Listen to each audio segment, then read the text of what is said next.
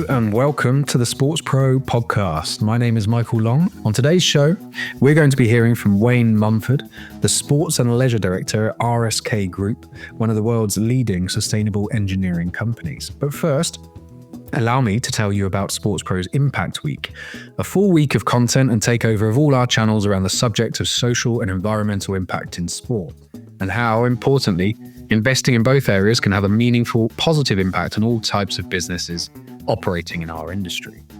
Head over to sportspro.com right now and you'll find exclusive features on football's dependency on fossil fuels and what's being done within the game to reduce its carbon footprint. Also, how the World Rally Championship is driving progress and innovation in the world of motorsport when it comes to areas like climate action and gender diversity. We've also got pieces on why government intervention will be critical to advancing the sport and climate agenda and what the ongoing rollback of DEI programs at major corporations could mean for sport.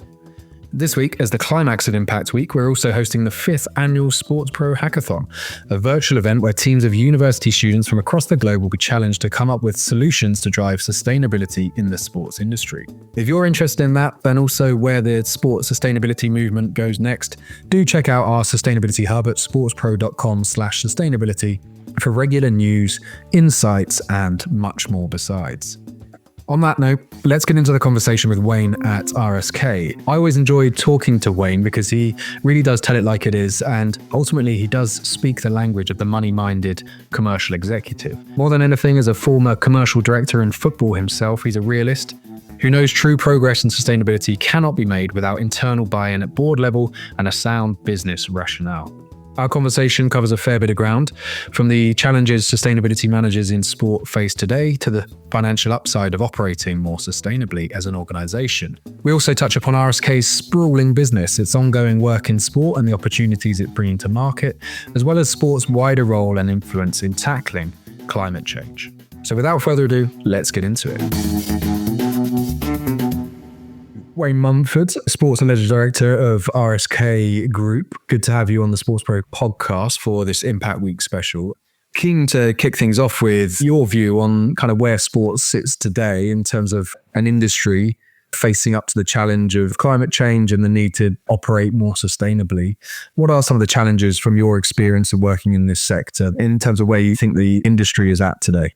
Yeah, Michael, thanks for getting me on the show. I think it's probably better if I give a bit of background on myself first. And the fact is that I'm not an expert in sustainability, although I work for the biggest sustainability business in the world. But I think the reason I was asked to join RSK was that my background was more in sports licensing. Actually, I was a commercial director as well for a football club. So I kind of understand the challenges that organizations have. So I understand how it works in the corridors of these organizations and the challenges of day-to-day running football clubs and rugby clubs. So the question is, how do we make sustainability an important part of that day-to-day running of a football club or a rugby club or any organization? If you're a commercial director or a CEO, if you're not in the 5, 6, 7% of top clubs with a lot of financial resource, you have a lot of challenges to find out where sustainability fits into your agenda. Take a day-to-day run of a club, you've got things like ticketing, fan engagement, football matters. Is the beer warm? Is the game on a Tuesday night? You've just lost on a Wednesday and, you need a board meeting to talk about the football side of things. You've then got your financial directors and budgets and owners, and the clubs that are not in that elite 6% are generally losing money. So the question is, how do we make sustainability an important part of the agenda, as we've just said? So that's the real challenge I found. And so when I joined RSK, I was aware of all them challenges.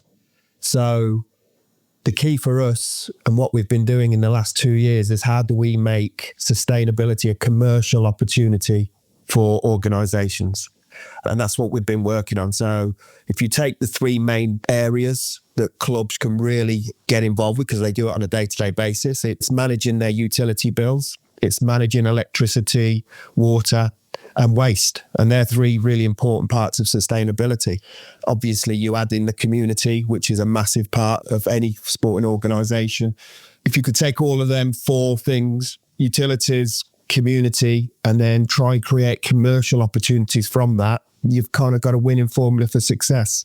And also what we've done as a business, because we are a big organisation, we've located funding partners that will be able to support clubs on their journeys with either grants or payment plans over long-term contracts, which gives clubs immediate savings and long-term savings, but it also gets them on the path of a sustainability plan. Yeah, we'll come on to some of those specific opportunities and some of the projects you're working on and the business model that kind of underpins your offering to the sector and things like that shortly. But just sticking with the challenges for now, there is a sense at the moment that, the industry kind of made a lot of noise a few years ago around sustainability and the need for it off the back of the Paris Climate Agreement 10 years ago almost, I think, back in 2015. But there's a sense now that there's maybe a bit of climate action fatigue within the industry and people, are talking about it, but there's not a huge amount of progress being made, albeit there are some great examples within the industry. How do you see it based on your experience, based on the conversations you have at events? I know you attended SportsPro Live last year. When you're speaking to executives, do you get the sense that they are walking the talk and beginning to truly understand why sustainability and operating more responsibly needs to be a priority? Look, the reality is that there's a lot of people doing a lot of nice talk. I've attended many events, but I can honestly say that I don't honestly think I've had an honest and a real conversation with the decision makers in the industry. There's a lot of goodwill out there. Every club wants to get involved. Every club knows there's an issue, but it's where that issue is, where sustainability sits in their agenda. And until it becomes part of their business plan, until the owners can really understand the benefits of making your organisation a truly sustainable business, it feels like it's a bit of a headache because they don't have solutions. So that's where I think as RSK, we've really stumbled on areas of where we can say, look, it doesn't have to be a headache. It can be part of your DNA. And the long-term rewards are quite obvious. And the fact is that taking away the obvious thing that we all need a planet that gives us an environment that we can play our sport in, that's the obvious. It's about how the big brands in the world now are saying, if you haven't got an ESG strategy or you're not showing to be serious about sustainability, we can't get involved with you. So the commercial reasons are not just about how we can support on utility bills, but it's also the brand image. And if people are not recognizing how important sustainability is to the younger generation, then everybody's missing a trick on this. To answer your question, I'd say there's a lot of talk. There's a lot of goodwill, but the reality is 90% of clubs are losing money, whether that's rugby or football. So where do you put sustainability in your tick box list of importance? And unfortunately, the reality is it's low down. So that's where we are really saying, look, okay, let us help you with that. Let's show you a plan that it won't cost you money, actually gives you a return on your money immediately if you make the right decisions. Do you feel like that in your experience, again, from the conversations you're having, do you feel like that message is cutting through and is getting through to the decision makers at these clubs and organizations? Because ultimately, as you say, they're dealing with so many different interests, fan interests, they need results on the field. There's that short-termism almost that the business demands. But sometimes I think the conversation, I guess, around sustainability is kind of a future problem. These are potentially long-term investments. And actually, the whole notion of minimizing your impact, your environmental impact, whatever that looks like, scaling back here and cutting back there, almost goes against that kind of growth business mindset, that expansionism that exists within the industry and within the minds of commercial decision makers. So just wondering, do you feel like that message is getting through and actually the narrative is kind of flipping now? Without a doubt, everybody's aware of it. But the reality is, and again, only through experience, I was at a first Division 1 club on mid-table. Most people within the sports industry, unfortunately, are not on long-term contracts, if that makes sense. So where is the long-term vision for the brand? I do feel sorry for owners in these situations because they're losing money every week or every month. They're being asked to put their hands in their pocket to support a club, which is so important to the community. And then you're trying to go to them and say, right, can we be a better sustainable club? Yes, of course we can, but how do I afford that and how do I make that work? So you've really got to understand the pressures that these organisations are under. And this is not just football, this is across all sectors in sport. When you've got a balance sheet and an owner that's continually putting money in, it's the reality of understanding the challenges they have and then say to them, right, okay, look, here we think is a real solution to make this a part of your DNA. And to be honest with you, like I said, I've been in the role with RSK for 2.5 years, and it took me a while to understand that everybody wants to get involved. Everybody knows they need to get involved. But the reality is, how do we, when we've got so many other pressures going on, when we're a business losing money? Yeah, like you say, it's an easier conversation, I guess, when business is booming. You see it with Forest Green Rovers, the quote unquote greenest football club in the world. When they're achieving promotion, the fact that they're the greenest club in the world is fantastic and everyone's singing their praises.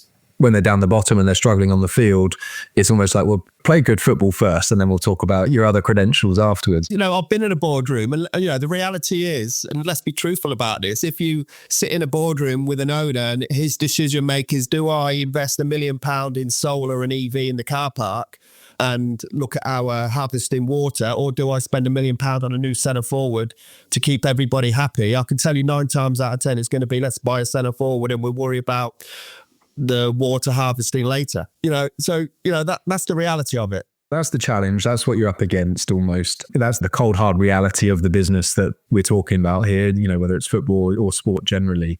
But how are you at RSK and your role personally kind of flipping that into an opportunity? If you take renewable energy, and what I'm saying now is not rocket science and it's not new. I was listening to Stuart Pearce on TalkSport or BBC. He was live commentary at the Leyton Orient game, and Leyton Orient have solar on the roof. I'm not sure Stuart Pearce is heavily into sustainability, but he sounded like he was. But he basically said, I can't understand why every club hasn't got solar on the roof. Why not use that space? So just picking up on that, and solar is not new to anybody. Everybody's aware of solar. If you put solar on the roof, it can reduce your electricity bill by 25 to 30%. We've gone around a lot of clubs. If you take an average of £1 million utility bill, you could be saving up to £200,000 a year just by putting solar on the roof. Let's just say it's £800,000 cost. A club will say, well, I can't afford that. So what we've done at RSK, we're now working with power energy businesses who will fund that. And they will do long-term contracts which are proven that their energy bills are reduced by 25, 30%. The key to this for me has always been have the FDs in the rooms, because as soon as they see this, the financial directors, then they go, okay, we like the look at this, let's explore this, because it's just making an immediate saving.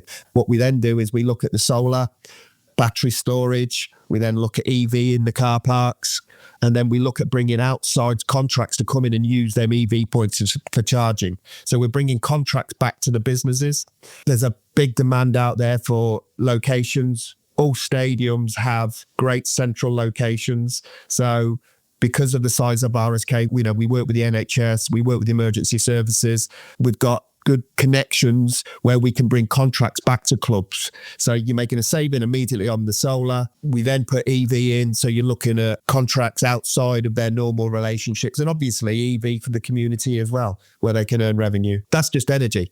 You then look at water harvesting from this rainfall at stadiums and training grounds, and then just reducing their water bills just by using water that falls on their facilities. So these are the kind of things in which we go into clubs and we talk about this. But the most important thing is, the first thing we say is, look, we believe we can build a structure here that you don't have to pay for. We can bring this in with no cost, if that's the choice you go on. If you want to go the cost route, you can, and you get your returns a lot quicker. But from an RSK point of view, it's about bringing contracts in outside of this that will support them on a day-to-day basis when that car park on a wet Wednesday morning is not being used. It's a good opportunity, I think, Wayne, to talk a little bit about the RSK business, where it operates, what it owns, who owns it, clients it works with, etc. Yeah, so Alan Ryder's the owner. He set up the business when he left Aberdeen University, 21, I believe he was. So privately owned business. We own 250 plus global businesses working in all sectors of sustainability. So the main difference with RSK is we're kind of a boots on the ground business. So we can talk the talk, but we can deliver. I got off a call with a club yesterday and they were asking us about wind and can we introduce wind energy. We've got a whole division that looks just after wind. So we've got a whole NHS department. We've got a whole education department. So, we're talking to universities as well about how we can help them. Exactly the same conversation, whether it's a university or a football stadium, the dynamics are the same. So yeah, it's a business. We're a global business. Sport and leisure is a new sector. Alan asked me to get involved 2.5 years ago. Really enjoying it, enjoying the challenge of creating this opportunity, because I've realised straight away, as I've said, I don't want to repeat myself, but if you're not in that top elite Premier League 5 or 6, sustainability, there's such a desire to do it. But until you get people on the board that are really passionate about it and understand and can present the commercial return on these opportunities, it's a challenge. Luckily for RSK, we're starting to have them conversations, and it's about the size of RSK and how we can bring our expertise from outside of the sports world and bring these clubs other opportunities and revenue opportunities. And to be honest with you, that's the key with this. It's about giving the clubs commercial reasons to be able to do this. And once they do this, they love being on the journey. They can't wait to get this message to the fans that they're now starting to make these steps, because the fans all want to see it. We're a partner and long-term partner of Pledge Ball, the fan engagement charity, and we sponsor them for the last 3 years to help them on their journey. So fan engagement is massive, and the fan buy-in is massive. And we have recognised as RSK, you take football or rugby out of communities, the social value that is being lost by not having these clubs around is immense. Yeah, absolutely. It comes on to another question I had for you, Wayne, is that where sports role truly is? Obviously, the sports organizations and clubs can get their own house in order and, go through that journey and make sure that they're reducing their carbon footprint, their environmental impact as much as possible through their operations and things like that. But is it that platform unique to sport that they have, when you talk about fan buy-in and affecting behavioral change in broader society and things like that, is that where you feel sport and specifically football can have the most influence and therefore the greatest impact? RSK is a huge business. We're a £2 billion plus business.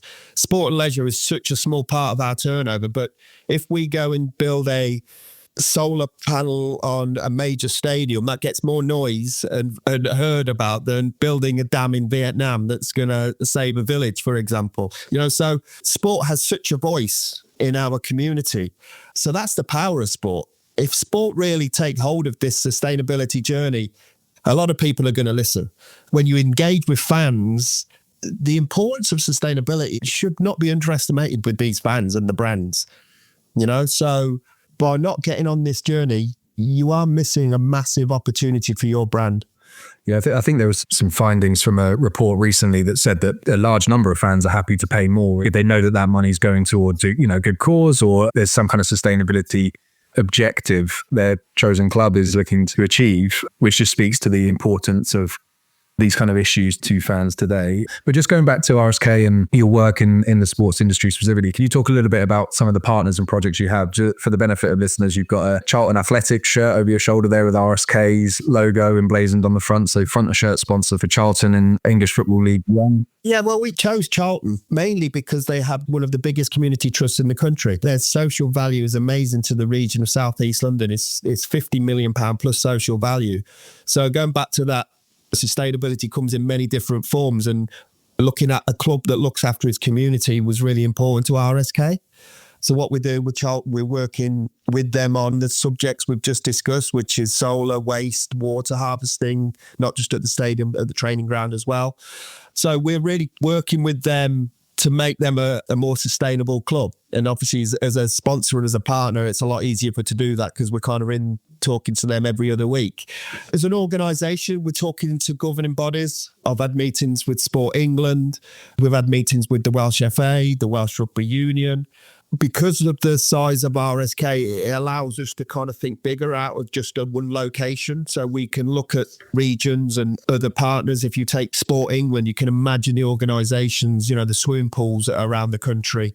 So there's a lot of opportunities out there for us. And because we've got these 260 different businesses all globally, and obviously most of them in the UK, we're strategically in the right place to be able to say, well, look, we can manage something in the Northeast or in the Southwest because of the size of who we are. One of the projects, I guess, that one of RSK's businesses worked on, I believe Nature Positive, worked on the Game Zero between Tottenham Hotspur and Chelsea a few years ago. I think it was back in 2021, which was dubbed the world's first net zero carbon football match. That obviously speaks to another kind of strand or, element of the RSK business in terms of, not partnering with an organization. It's not infrastructure focused, but it's very much geared around showcasing how the operations that go into bringing an event to life like a Premier League football match, the carbon footprint of those can be reduced, and the various ways in which the various stakeholders within that can really feed in, whether it's the broadcaster, whether it's the fans attending the match, whether it's the host venue, et cetera, et cetera. I thought that was quite an interesting case study of the type of work that RSK does. Yeah, so Nature Positive is an RSK consultancy business. They write sustainability strategies for organizations across all sectors. So that's just one example of what we can do. So that's where the example from RSK point of view is that we can go in and advise, but we can then actually put the boots on the ground to deliver the project. So that Tottenham Chelsea game was before I joined the business, but that was done with Sky Sports, I believe. It was a Sky and Nature Positive joint effort. And we know that Sky Sports is so much into sustainability. So, yeah, that just showcases who we are, and how we operate. But what it also does, it just shows how, brands like Sky totally get it, and they're totally trying to get football, rugby, whatever it is, golf are massive into sustainability and what they do. So it's okay talking about the Chelsea and Tottenhams, to be honest with you. They're okay. They will bring in somebody that will look after their sustainability strategy because they can afford to do it. It's the clubs like Charlton, it's the clubs like Millwall, it's the clubs like Blackpool. How do we as an organisation help them? And that's kind of where we're at. And that's where I'm focused. There's no point in me rocking up to Liverpool and saying, can we help you? Because they've got it covered. They've got the resource and they've got their plans and they're doing an amazing job. It's understanding that there is 72 EFL football clubs out there that are probably not making money. They want to do the right thing, but how can they? So that's kind of hope. And, that, I suppose that's a bit of my background, and that's why I feel like I'm having some traction, because I know I can walk in that boardroom and go, look, I know what you're dealing with. You got beat on Saturday. I get it. So how do we take this pressure away from you? Sure. Yeah, very much speaking their language. SportsPro is heading to New York this March for two game-changing events, SportsPro New York and SportsPro AI USA, taking place in Manhattan on March 20th to 21st. For a limited time, we're giving our podcast listeners an exclusive $500 discount on our co-located pass. Simply use the code POD500 at checkout. Don't miss this chance to connect with industry leaders, explore the future of sports business and AI, and gain insights from top executives, all under one roof. Spots are filling fast, so grab your pass today and we'll see you in New York. Premier League is now mandating that clubs have a sustainability manager. They have a strategy and certain policies in place, etc. I know that EFL, those kind of lower football league tiers, is now setting up I think there's a scheme around green clubs and helping them, giving them the resources and the support necessary to be more environmentally sustainable. But there's that whole bottom end of the pyramid below the football league as well, those lower league teams, those non-league grassroots clubs. Presumably that's a huge opportunity when you think about the community impact that they have, the land that they sit on, the facilities that they own or rent or, operate. Is presumably a huge opportunity there for RSK and for others indeed to help support the whole kind of ecosystem of football, have an impact. You've just said the key point there. These organisations, football, rugby, hockey, whatever, you've got locations and facilities that may be only being used on a Saturday afternoon or a Tuesday evening. But then obviously, if you've got the 3G services, you've got training facilities going on, which are great for the communities. But it's using them facilities in a sustainable way, which will give them commercial return as well. And that's what we've been exploring. Is how we can, because again, I hate repeating myself, but I know if I'm going to walk in and say, can you write a check to do this? 9 times out of 10, it's going to be no. So we have to create a commercial reason for doing that. And the key for all of this is that these organisations are strategically placed all over the country, been there for years, and people would like to use them facilities. Sure. And is this about, to some extent, it's about increasing the kind of resilience of the individual organizations and, long-term, the industry at large, I guess, when you think about the risks involved with not taking these steps to be more sustainable and the way, things are heading in terms of climate change and where the planet's at. We saw what happened with Wimbledon's ground when I think there's a big sinkhole in it. And then fans are therefore stumping up the bill, basically rallying around to cover the costs of repairing the pitch because the club, for whatever reason, just doesn't have the money to do so. So is that part of the message here that you're kind of looking to communicate to decision makers to say that you need to get more resilient long term as a business because there are these risks and outside pressures impacting on your business, whether they're not happening now, they're going to happen in future. So you need to think about this now. Yeah, well, it's not. I just approach everything in a very common sense attitude. You're running a business. Everybody is all over sustainability. If you don't get your sustainability strategies right, your insurance premiums are going to be more. If you need loans from banks, your interest rates are going to be higher. Forget the basics of common sense of why you need to get involved and do this. You then add in the fact is that by doing this, your brand is going on the right journey with your community because the community are all over this, as we've agreed already. So you've got all them just natural wins for doing it. The key for this is doing it without saying to the club you have to write a check. You can do this by just making the right decisions, by bringing the right partners to be able to help deliver this. And that's the key message. My challenge is it's how we, as RSK, how do we get around 72 clubs? How do we engage and say, look, there may be a solution out there for you that don't be frightened of. It can work. RSK is a business. We do all the groundwork. We have all the relationships with all of the businesses that can bring the contracts in. You don't have to do anything. You just have to help us use your location as part of the journey. Absolutely. Well, we hope we've played some very small part for those listeners who aren't aware. SportsPro and RSK partnered up last year to basically educate the industry around these issues and the opportunity at hand. It's a really good point, and I want to say that. The reason that I agreed to partner with you guys is because I felt we weren't talking to CEOs or the financial directors. We were talking to a lot of nice people and a lot of people that have a great desire to make this work, but it wasn't getting to boardroom level. By partnering with you guys, we kind of felt we may be able to get the message delivered together.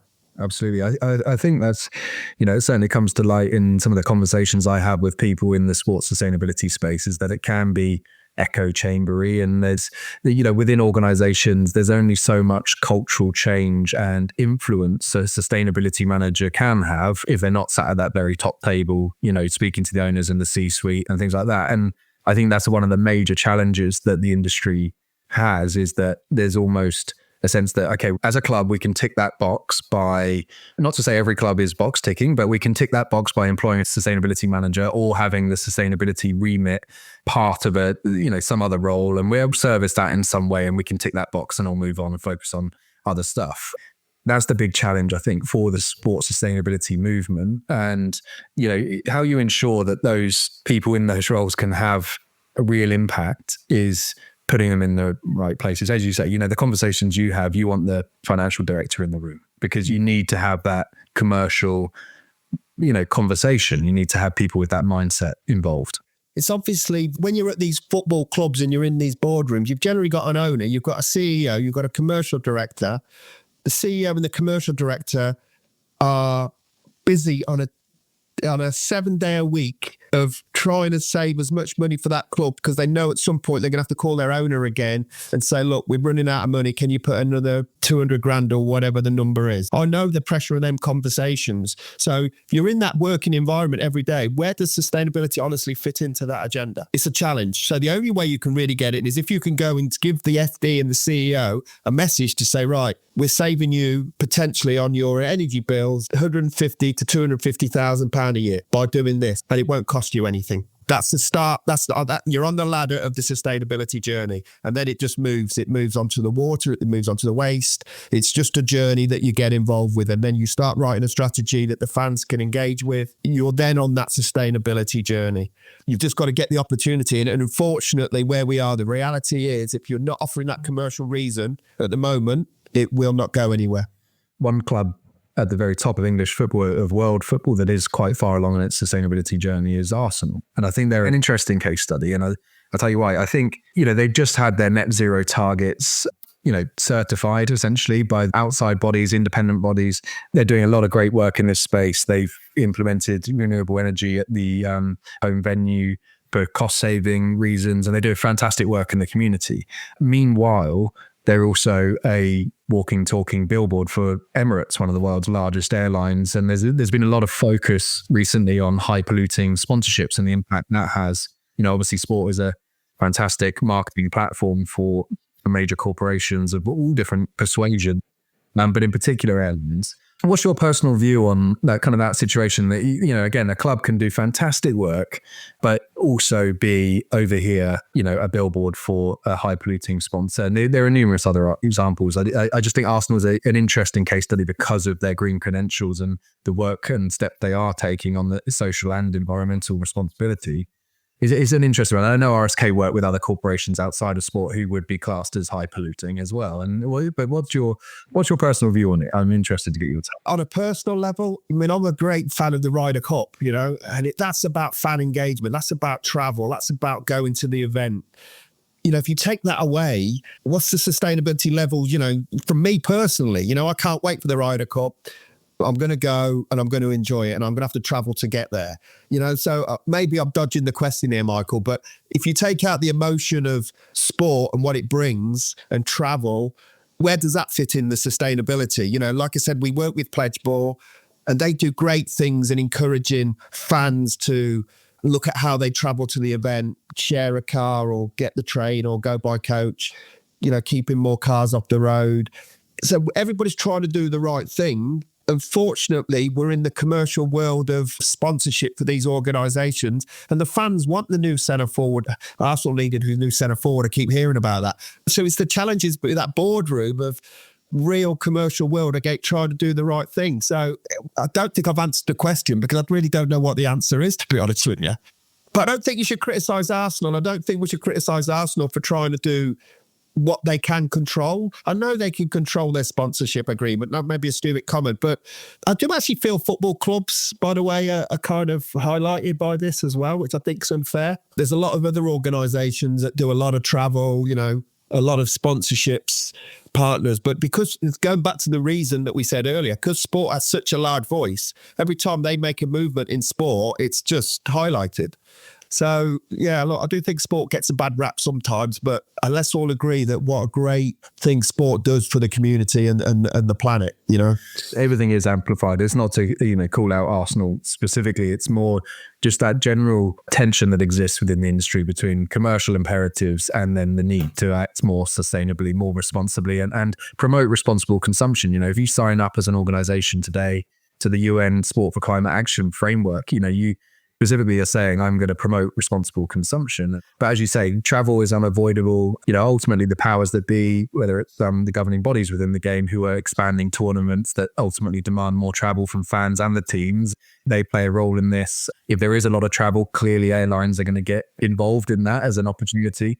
But as you say, control the controllables. One of the great bits of work that Pledge Ball has led on is the Sustainable Travel Charter and getting clubs to sign up to that. Because, they can't necessarily control how fans get to and from games. They can encourage and promote incentivization schemes and discounts. But when they're thinking about how they transport their players and coaches or their staff to games, short haul flights are kind of, inexcusable in the UK.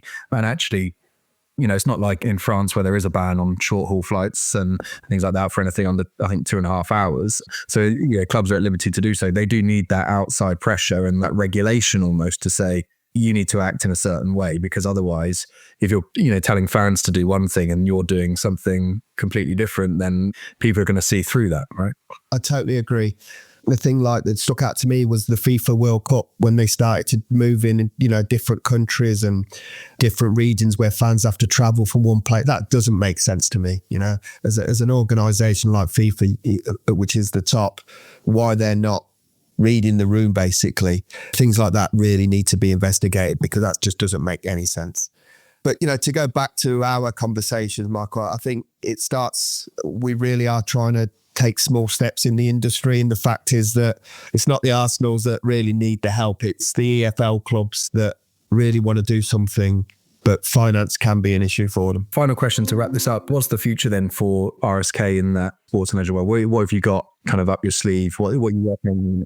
There's some big announcements coming out, hopefully in the next few weeks, about partnerships we've agreed to work with. This is, like I said, this is a bigger organisation that have different facilities, different locations.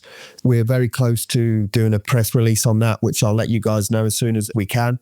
It's taking that business model that we've just discussed, basically, and trying to get in front of as many sporting organisations that would like to start the journey. What's great about this role is that every club, every organisation is a total different organisation, different challenges, different location, different opportunities. So you can't go in with a kind of a sheet of paper and say, right, this is the deal. We're going into organisations where they have existing partners, so how do we work with them, with their existing partners? And RSK is a sustainability business. We're not a cutthroat business. We work with other businesses to make it work. We want to make it work for the organisation. I'm loving the role. It's exciting because every day is a different challenge because of exactly what I've just said. But I can honestly say that there's such a desire for this within the sporting world. The key is, unfortunately, sport in the lower grassroots levels and the EFL levels, rugby's got issues. They're not making money. So, let's not beat them up too much. Let's try and help them. Well, yeah, nice point to end on, Wayne. And obviously, if anyone is listening and wants to reach out to myself or to Wayne directly, do let us know because, as you say, we want to facilitate as many conversations as possible and to drive, progress within the industry. But yeah, thank you, Wayne, for your time. Really appreciate it. Always good to talk. Thank you, Michael. Take care.